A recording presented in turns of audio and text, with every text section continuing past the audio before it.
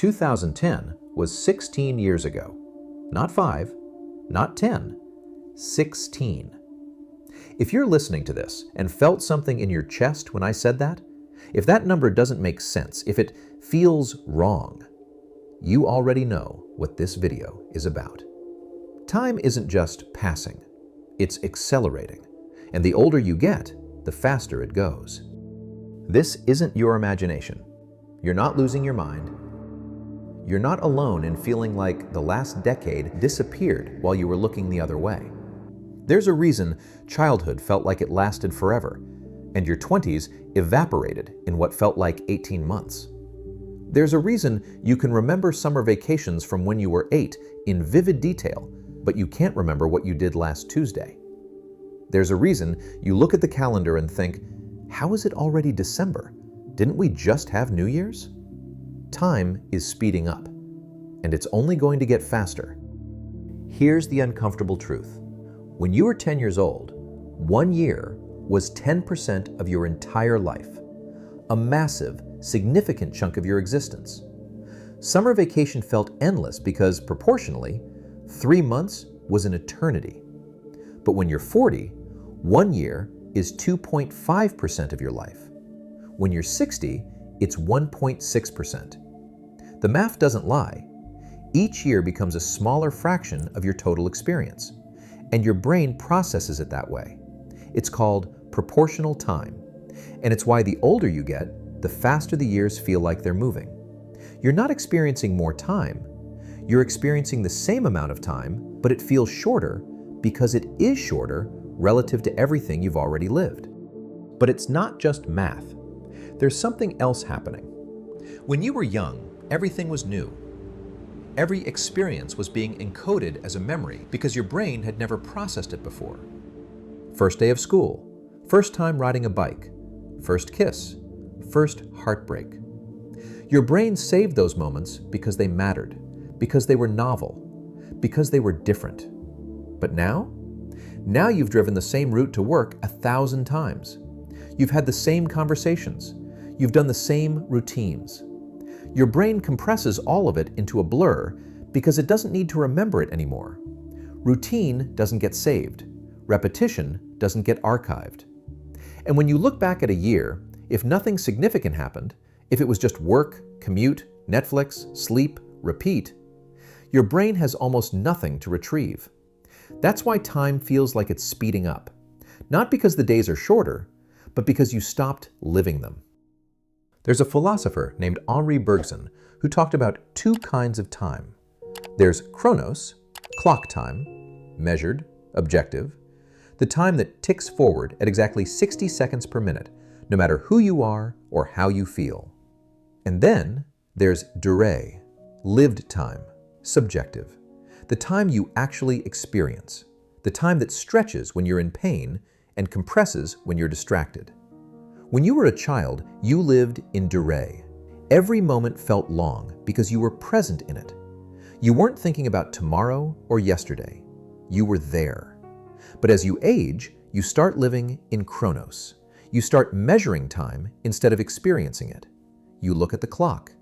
You count the days until the weekend. You track the years until retirement. And in doing that, you stop feeling time. You stop being in it. And the less you feel it, the faster it goes.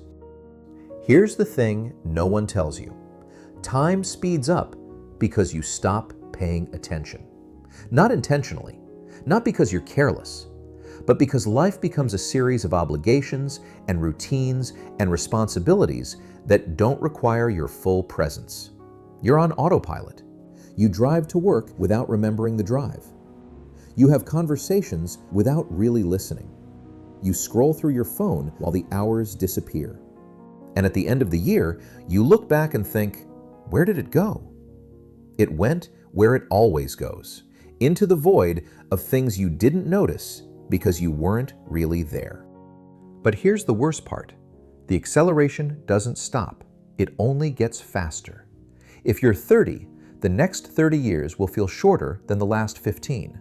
If you're 40, the next 20 years will feel like the last 10.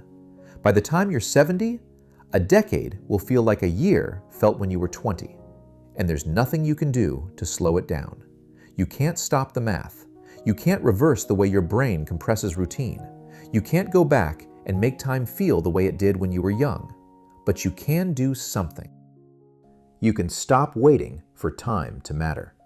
You can stop saving your life for later and start paying attention to now. Because the reason time feels like it's speeding up isn't just about aging or biology or the proportion of your life. It's about the fact that you stopped treating it like it's finite. You stopped living like this year, the one you're in right now, is one you'll never get back. You tell yourself there's time. There's always more time. You'll travel next year. You'll reconnect with that person eventually. You'll start that project when things settle down. But things don't settle down, and eventually never comes. And by the time you realize how fast it's going, half your life is behind you. So what do? You can't slow time, but you can make it feel slower, not by doing more, not by filling every second with productivity or adventure or desperate attempts to make memories, but by being present, by actually noticing the drive to work, by listening when someone talks to you, by putting your phone down and sitting with the discomfort of not being distracted, by doing something, anything, that breaks the pattern of sameness that your brain has learned to ignore. Travel, learn, create, fail. Try something that scares you, not because it'll make time stop, but because it'll make time register. Your brain saves what's new. It archives what's different. It holds on to what matters. And if you want the next 10 years to feel like more than a blur, you have to give your brain something worth remembering. There's another philosopher, Martin Heidegger, who said that we only really live when we're aware of our own mortality. Not in a morbid way, but in a way that makes us realize this moment, right now, is not infinite. The older you get, the more you feel it. The acceleration of time isn't just a psychological trick, it's a reminder that you don't have forever, that the people you love won't be here forever, that the opportunities you're waiting for won't wait. Time speeds up to wake you up. And the question isn't whether you can stop it. The question is, what are you going to do with the time you have left? 2010 was 16 years ago. In another 16 years, it'll be 2042, and 2026 will feel like it just happened. The acceleration won't stop. The years won't slow down. But you're still here, right now, in this moment. And this moment, this one, the one you're in while you're listening to this is the only moment you actually have. You can't get yesterday back. You can't guarantee tomorrow. But you have now. And maybe that's not enough. Maybe it doesn't feel like enough when you realize how fast it's all going.